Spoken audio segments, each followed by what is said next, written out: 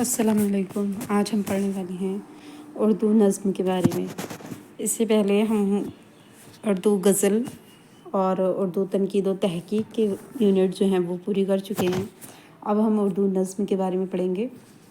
تو نظم جو ہے وہ عربی زبان کا لفظ ہے جس کے معنی پرونا، موتیوں کو تاگے میں پرونا، لڑی یا سلک کے ہیں۔ ٹھیک ہے، اس کے لغوی معنی پوچھا جاتا ہے کہ نظم کے لغوی معنی کیا ہیں۔ تو نظم کے جو لغوی معنی ہیں وہ ہیں پرونا، موتیوں کو تاگے میں پرونا یا پھر لڑی۔ کسی خاص موضوع پر تسلسل کے ساتھ اشعار کی صورت میں اظہار خیال کرنے کو کیا کہتے ہیں؟ نظم کہتے ہیں۔ غزل ہوتی ہے تو غزل میں جو ہے تو وہ دو شعر ہوتے ہیں جو دو مصروں سے مل کر جو ہے وہ غزل بنتی ہے، لیکن نظم جو ہے جو تسلسل کے ساتھ ہوتی ہیں، اس کے جو اشعار ہیں، غزل کے جو ہیں اشعار وہ ایک دوسرے سے آپس میں مربوط نہیں ہوتے ہیں، جبکہ جو نظم کے جو اشعار ہیں وہ ایک دوسرے سے آپس میں مربوط ہوتے ہیں۔ اسی لیے اسے کہا گیا ہے کہ تاگے میں پرونا، یعنی یہ کیونکہ مالا جو بنتی ہے وہ بالکل ہی پاس پاس جو موتی پرو کر ہی بنائی جاتی ہے، تو یہ ایک دوسرے سے جڑے ہوئے ہوتے ہیں، ایک ہی تاگے میں ہوتے ہیں۔ لیکن جو وہ غزل ہے وہ ایسا نہیں ہوتی ہے۔ غزل میں دو مصروں میں ہی ایک مضمون ہوتا ہے۔ نظم میں موضوعات ایک سے زیادہ بھی ہو سکتے ہیں، لیکن یہ سب ایک بنیادی موضوع کے تحت یا اس سے مربوط و منسلک ہوتے ہیں۔ جیسے کہ پرندے پر ہے تو وہ پوری نظم کے جتنے بھی اشعار ہیں وہ سارے کے سارے پرندے پر ہوں گے، اسی طریقے سے۔ لیکن غزل میں ایسا نہیں ہوتا ہے۔ نظم میں موضوعات جو ہیں وہ ایک سے زیادہ بھی ہو سکتے ہیں، لیکن یہ سب ایک بنیادی موضوع کے تحت یا اس سے مربوط و منسلک ہوتے ہیں۔ نظم کا ایک مرکزی خیال ہوتا ہے جس کے گرد پوری نظم کا تانا بانا بنا جاتا ہے۔ ارتقاء جو ہے وہ نظم کی ایک اہم خصوصیت ہے۔ یہ پوچھا جاتا ہے کہ نظم کی ایک اہم خصوصیت کیا ہے؟ تو ارتقاء۔ ٹھیک ہے، یہ یاد رکھنا ہے، ارتقاء۔ پابند نظم جو ہے وہ اس نظم کو کہتے ہیں جس میں ردیف، قافیہ، بحر کے مقررہ اوزان کی پابندی کی جاتی ہے، تو اس کو کیا کہتے ہیں؟ پابند نظم۔ جس میں ردیف کی بھی، قافیے کی بھی، بحر کی بھی، مقررہ اوزان کی بھی پابندی کی جاتی ہے، سب کی، بحر، قافیہ، ردیف، ان سب کی جس میں پابندی کی جاتی ہے وہ کیا ہوتی ہے؟ پابند نظم ہوتی ہے۔ پابند نظم میں موضوعات اور اشعار کی تعداد کی قید نہیں ہوتی ہے، موضوعات کی اور اشعار کی تعداد کی۔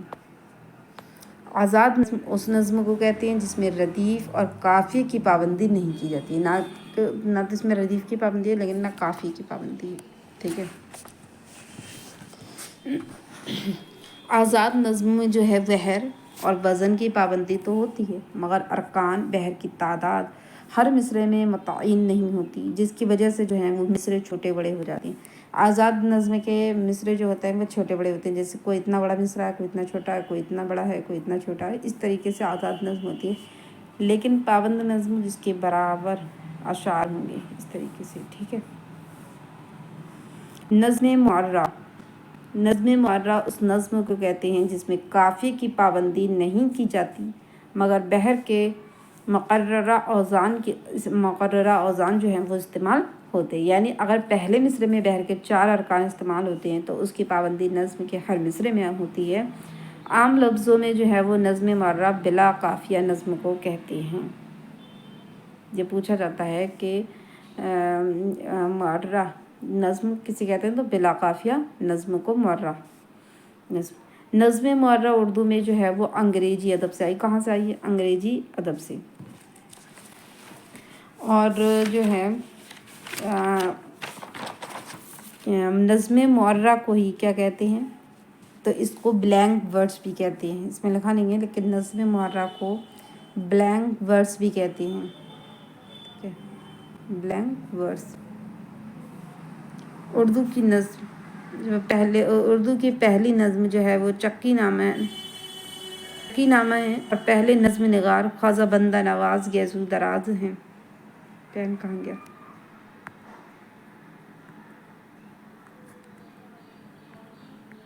یہ پین کہاں چلا گیا؟ تو کوئی نہیں۔ نظم معرہ جو ہے وہ اردو میں جو ہے وہ انگریزی ادب سے آئی ہے، اور اردو کی پہلی نظم چکی نامہ ہے اور پہلی نظم نگار خواجہ بندہ نواز گیزو دراز ہے۔ مولوی عبدالحق نے بھی قافیہ نظم کے لیے نظم معرہ کی اصطلاح کو رواج دینے کا مشورہ دیا ہے۔ عبدالحلیم شرر نے جو ہے نظم معرہ کو اپنے رسالے کے ذریعے ایک روایت کا درجہ دیا ہے۔ اس پین دیکھو دکھ نہیں رہا تھا۔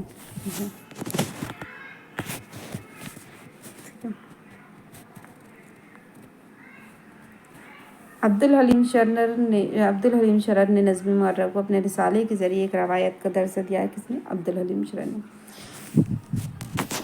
ٹھیک ہے، اور دیکھو آزاد نظمیں ہیں، آزاد نظم کو کیا کہتے ہیں؟ تو آزاد نظم کو کہیں گے فری ورس۔ یہ پوچھا جاتا ہے، فری ورس اس میں ہے نہیں لیکن میں آپ کو بتا رہی ہوں، فری ورس۔ اور آزاد نظم کو فری ورس، اور نظم معرہ کو جو ہے، پین کہاں گیا پھر کلاس میں؟ نظم معرہ کو ایسے ہی اپنے نظم معرہ کو جو ہے وہ فری ورس، بلینک برس کہتے ہیں، اور آزاد نظم کو آزاد ہے تو فری ورس، اور جو معرہ نظم ہے اس کو بلینک ورس کہیں گے۔ ٹھیک ہے،